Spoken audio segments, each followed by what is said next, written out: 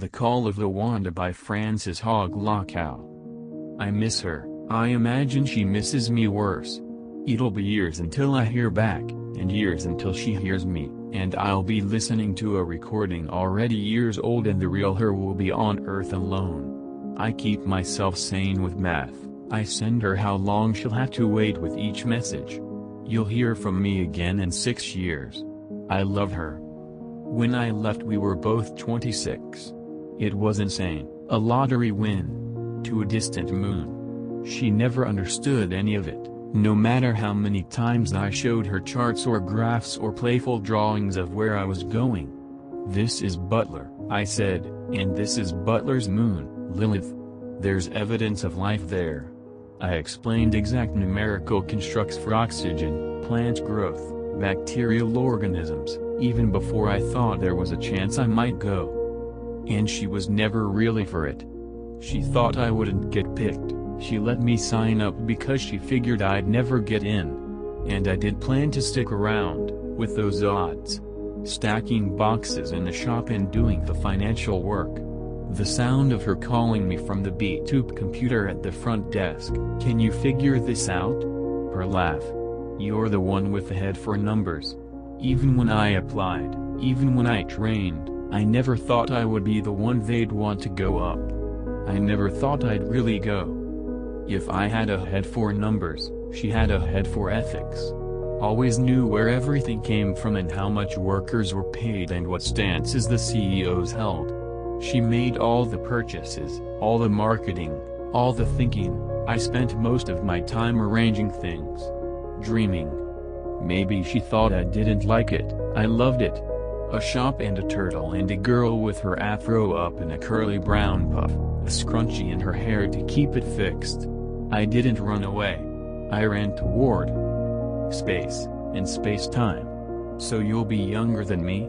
She said, and I said, sort of. And she waited while I explained special relativity, and lines of simultaneity, and here were 2 charts showing the same thing. And just look at the numbers and don't think about what it really means. And she sat through it all and said, I don't get it. And neither did I. I got the numbers and the data and the predictions and all of the expectations, but I didn't get it. What it would be like to be up there. I said, for you, when it's been 5 years, I'll be 4 years older than I was when I left. And she said okay, and I said, but for me, when it's been 4 years, you'll be only 3 years older than when I left. And she had to think about it for a moment. And when she'd considered it, she said, so which one is true? And I said, both. Neither. And I went over how we both see the other as traveling and therefore getting younger, not to mention how long it would take for the messages to travel back and forth, but then I would stop and it would all suddenly catch up and I would end up younger after all. Only by a few years.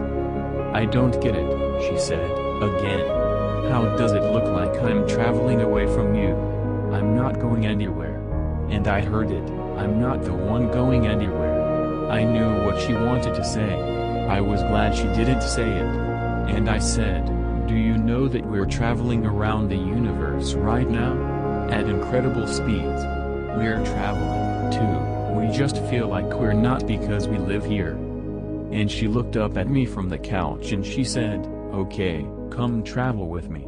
And I did. She knew she couldn't keep me. Nobody could keep me. My mother couldn't keep me in our house with the incense burning, and my grandpa couldn't keep me in town with the old willow tree, and she couldn't keep me on Earth. But we're not finished with this planet. She used to say that all the time, even before I applied to go up. Our favorite fight. You're going to leave us all behind?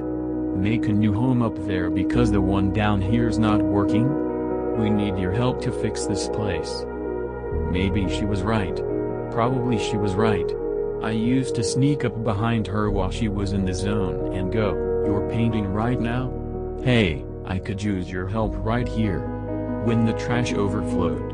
When it was time to feed James, the turtle. Hey, I need your help right now. You're going in there, leaving me behind? Where are you going? Tickling her until she collapsed in my arms.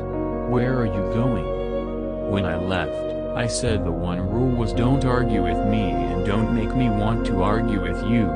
I don't have time for that in space.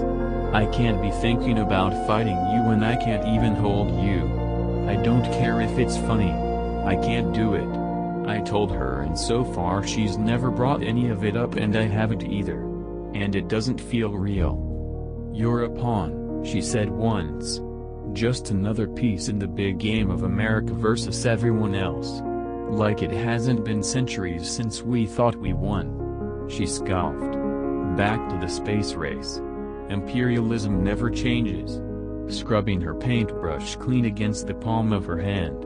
And I said, how does it feel to assimilate to the neo-capitalist cis-heteronormative white supremacist construct of being married? And she laughed like she always did when she thought I had a point but not a good enough one to be right. And I said, do you want any help? And she told me no, because I never knew a thing about how to clean her supplies properly, and the harder I tried the worse I did. So I called her a housewife, too. Does she remember my face? The broad nose she said she loved, the chin only men had in my family until me. I told her when I shaved my head after having locks for years, space called for simpler hair. I wanted her to picture me right. It took 2 years for her to get the message, and I thought every day about how she was imagining Amy that didn't exist anymore. I want to remember her right. Her wide hands and her hooded eyes and the lipstick she never got very good at putting on. I hope I remember her face even as it changes. And it's not my body aging, it's my mind learning how to live in the big lagoon of space. I imagine she thinks I'm totally out of touch with her, figuring out mortgages on Earth, and she's right. If I ever get back, I don't know how I'll do everything normally again. I don't know how I'll ever understand it. I don't know how I'll live knowing I was up here and she was down there, and what could I do to help her? What could I do to fix the planet I used to live on? I told her before I left, if you meet someone else I'll understand, and she said, don't make me fight you right now. Sometimes I fall asleep to nightmares that they're ending the program. I wake up and my shirt is soaked and I can't catch my breath, and the sky outside of the window isn't dark enough to go back to sleep to. I close my eyes and I see it. We've got to concentrate on our own problems here on Earth. We don't have the resources to get you back. I understand it better than I do the reasons for sending me up.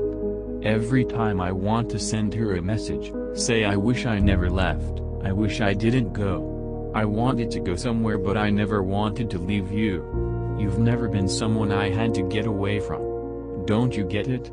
I want it all. I want everything, and I want the moon, too. I want you in my arms when I step out of the shuttle. I want my feet on the ground, and I want my head in the stars.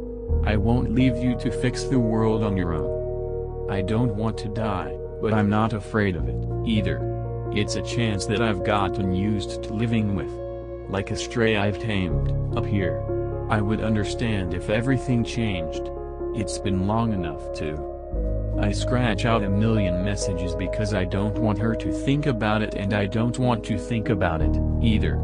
I don't want to think about coming down and seeing her look different. I don't want to think about never coming down. I imagine interviews, people asking me what comes next. Do we take this moon for our country, and what does it mean for the military?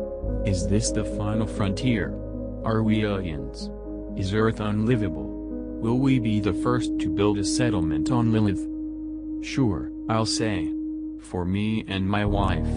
And we'll build our house in the sand and the mud, and we'll bring our turtle on up, and we'll live together whatever age we're at and fight every day if we want to. We'll bring her scrunchies and my sweaters and enough sustainable jeans for the both of us, and I'll write a letter to my mom every morning. I'll break down the spaceship and we'll stay up there until we die, the first to live up there and the last. This moon will be our place, our land, our house, and nobody else's. Ours, and nobody else's, ours, and no others. Me and my wife's. For me and my wife.